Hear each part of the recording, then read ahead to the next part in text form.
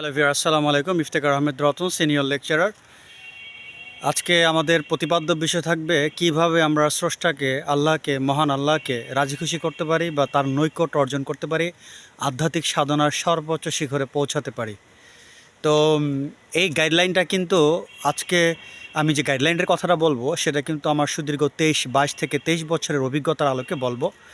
আর এক্ষেত্রে আমি প্রথমেই কৃতজ্ঞতা জ্ঞাপন করছি ইসলামের সফি দর্শনের, আর তার সাথে অন্যান্য দর্শনের আমি সমন্বয় করে এইটা আলোচনা করার চেষ্টা করব।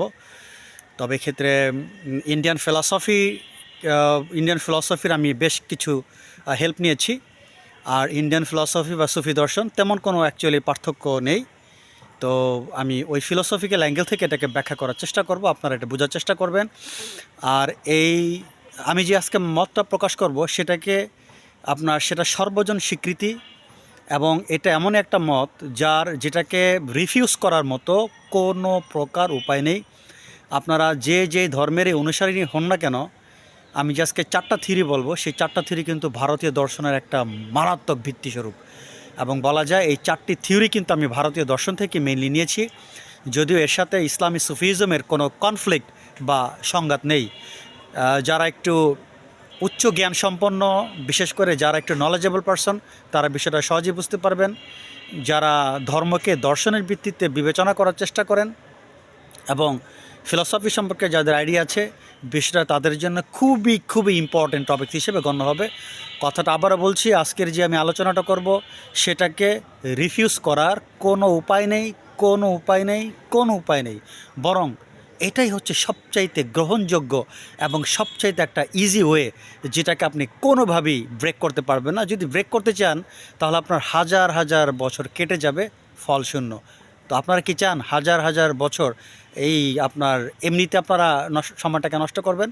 সো আমরা এই মহামূল্যবান যে 4টা থিওরি, এই 4টা থিওরি আমি মূলত ভারতীয় ফিলসফি থেকে নিয়েছি, আর সেটি আজকে আলোচনা করব, যার সাথে সমন্বয় করব ইসলামের সুফিইজম, ইমাম আল গাজ্জালি রহমতুল্লাহের সুফিইজম, মাওলানা জালালউদ্দিন রহমতুল্লাহের দৃষ্টিভঙ্গি এবং ইসলামিক ফিলসফার যারা আছেন তাদের দৃষ্টিভঙ্গি। অর্থাৎ আজকে আমি মুসলিম দর্শন এবং ভারতীয় দর্শনের সমন্বয় করে একটা চমৎকার ভিডিও আপনাদের সামনে উপস্থাপন করতে যাচ্ছি ইনশাআল্লাহ। আচ্ছা, যারা আল্লাহকে পেতে চান, আল্লাহর নৈকট্য অর্জন করতে চান, তাদের জন্য করণীয় কী, এটাই আলোচনা। আর সেক্ষেত্রে আপনাকে 4টা সূত্র মেনে চলতে হবে। 1 নম্বর হচ্ছে নিত্য অনিত্য বস্তুর মধ্যে পার্থক্য সৃষ্টি করা। আপনারা সবাই জানেন, এর জন্য কিন্তু আমার একটা আলাদা ভিডিও আছে। এই ভিডিওটা আমি নাম দিয়েছি অনলি গড ইজ ট্রু। এই ভিডিওটার নাম দিয়েছি অনলি গড ইজ ট্রু। তো দয়া করে আপনারা ওই ভিডিওটা দেখে নেবেন, তাহলে আজকের ভিডিওটা আপনাদের জন্য সহজ হবে।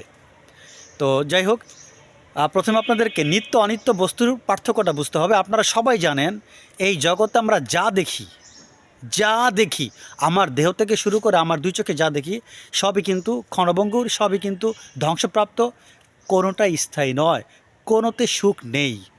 চেষ্টা করেন, আপনি সুদর্শন দেহের অধিকারী হতে পারেন, একসময় ভেঙে যাবে। আপনি অনেক টাকার মালিক হতে পারেন, তা ছেড়ে চলে যেতে হবে।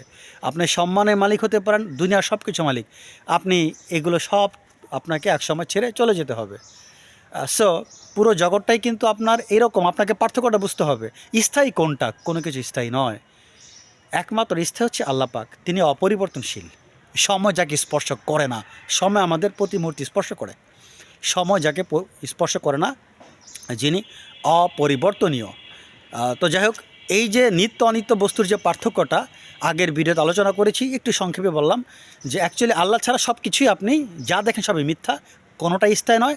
সো এখানে আপনি শান্তি পেতে পারেন না। জাগতিক কোনো ব্যক্তি বা বস্তু যদি আপনার শান্তির কারণ হয়, আপনি এখনও শতভাগ ভুল পথে আছেন। এই দুটোর পার্থক্য আপনাকে বুঝতে হবে। শুধু একমাত্র শান্তি আছে স্রষ্টাকে পাবার মধ্য দিয়েই। আর 2 নম্বর সূত্র হচ্ছে ইহকাল এবং পরকালের অনাসক্তি। আপনি পৃথিবীতে কিছু চাইতে পারবেন না, পরকালে কিছু চাইতে পারবেন না। এই পৃথিবীতে আপনার কোনো কিছুই আপনার ডিজায়ারেবল কোনো কিছু হবে না, কোনো কিছু আপনার কামনার হবে না, আপনার ফাইনাল ডেস্টিনেশন হবে না। আপনি পৃথিবীর কোনো কিছু চান না, কাজ তো আপনি করবেন, কিন্তু আপনার উদ্দেশ্য থাকতে হবে আল্লাহকে পাওয়া। এই পৃথিবীর কোনো কিছু আপনার লক্ষ্যবস্তু হবে না। ইভেন আপনি যে আল্লাহ পাকের সাধনা করছেন, তার লক্ষ্য কিন্তু এটাও কখনো হতে পারবে না যে আপনি বেহেশত চান বা দোজক থেকে মুক্তি চান। অর্থাৎ ইহকাল এবং পরকালের সকল প্রকার স্বার্থপরতা থেকে আপনাকে মুক্ত হতে হবে। অর্থাৎ আপনি স্রষ্টাকে পেতে চাইলে আপনাকে শতভাগ নিঃস্বার্থ হতে হবে, প্রেম হতে হবে, খাঁটি প্রেম। তার বিনিময়ে ইহকাল বা পরকালের আপনি কিছুই চাইতে পারবেন না। 3 নাম্বার থিওরিটা হচ্ছে আপনাকে মনকে সংযম করতে হবে। আপনার মনকে সংযম বলতে আমি কী বুঝাচ্ছি, আমাদের মনের মধ্যে অনেক রিপু আছে, কামরিপু আছে, আপনার লোভ আছে, হিংসা আছে, বিদ্বেষ আছে, এই যে সকল প্রকার যেই এই প্রবৃত্তিগুলো আছে, ষড়রিপু আছে, এই রিপুকে দমন করতে হবে। আপনি মনে মনে কোনো রিপুকে প্রশ্রয় দিতে পারবেন না। হয়তো আপনি মনে মনে কোনো একটা মেয়েকে নিয়ে ভাবছেন, সেটাও আপনার দমন করতে হবে। আপনি মনে মনে টাকাকে কামনা করছেন, সেটা আপনাকে দমন করতে হবে। দৈহিকভাবে প্রকাশ করা তো প্রশ্নই আসে না, কারণ আপনারা সবাই জানেন আগে কিন্তু মনে স্থান পায়, পরে কিন্তু এটা আমাদের কার্যকলাপে কনভার্ট হয়। তো আপনি মনের মধ্যেই নিয়ে আসতে পারবেন না, সেটাকে তো ম্যাটেরিয়ালাইজ বা বাস্তবায়ন করা প্রশ্নই আসে না। সো আপনার মনটাকে ফ্রি রাখতে হবে সকল প্রকার এই প্রবৃত্তি থেকে, হিংসা, বিদ্বেষ, লোভ, লালসা, তারপর আপনার এই আপনি মনেও কোনো বাজে জিনিস চিন্তা করতে পারবেন না, মনের মধ্যে আপনার খারাপ কোনো কিছু নিয়ে আসতে পারবেন না। সেটা থেকে আপনাকে বিরত থাকতে হবে। আর বাহ্যিকভাবে তো আপনার কোনো প্রশ্নই আসে না, আপনি কাউকে ক্ষতি করতে পারবেন না, আপনি কারোর সাথে অবৈধভাবে মেলামেশা করতে পারবেন না, আপনি জেনা করতে পারবেন না, আপনি যাবতীয় যে খারাপ কাজগুলো আছে, এই খারাপ কাজগুলো আপনারা সবাই জানেন। আমাদের ইসলাম ধর্মে অনেক খারাপ কাজের কথা বলা আছে, এই খারাপ কাজকে নিষিদ্ধ করা আছে ইসলাম ধর্মে। আপনি কোনো খারাপ কাজ করতে পারবেন না, ইসলাম ধর্মে কিন্তু কড়াকড়িভাবে নিষেধ করা হয়েছে। আপনি মনের মধ্যে কোনো খারাপ কাজ নিয়ে আসতে পারবেন না, এইগুলো আপনাকে করতে হবে। এটা হচ্ছে 3 নাম্বার থিওরি। তো এবার আলোচনা করবো আমরা 4 নাম্বার থিওরি। 4 নাম্বার থিওরিটা হলো স্রষ্টাকে পাবার ঐকান্তিক বাসনা, অথবা বলা যেতে পারে মুক্তির ঐকান্তিক বাসনা। এটা একটু ব্যাখ্যা করব। এটা একটু আপনাদের বুঝতে হবে ভালো করে, যে আপনি যাই করেন আপনার লক্ষ্য থাকতে হবে কিন্তু আমি স্রষ্টাকে পেতে চাই, স্রষ্টাকে পেতে চাই, স্রষ্টাকে পেতে চাই।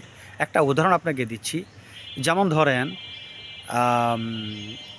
সকাল 7টায় আপনাকে একজন ফোন দিলেন, আপনি একজন গরিব মানুষ, সকাল 7টায় আপনাকে একজন ফোন দিলেন, একজন অনেক ধনী ব্যক্তি আপনাকে ফোন দিলেন যে দেখো আমি তোমাকে খুব ভালোবাসি এবং তুমি গরিব মানুষ, আমি তোমাকে সাহায্য করতে চাই, তুমি আজকে রাত 10টায় আমার সাথে দেখা করবে, আমি তোমাকে 1 লক্ষ টাকা দিব। আপনি গরিব মানুষ, আপনি 1 পয়সারও মালিক না, এবং আপনি জানেন যে ওই লোক যেটা বলে সেটা সত্য করে এবং লোকটি খুব ভালো।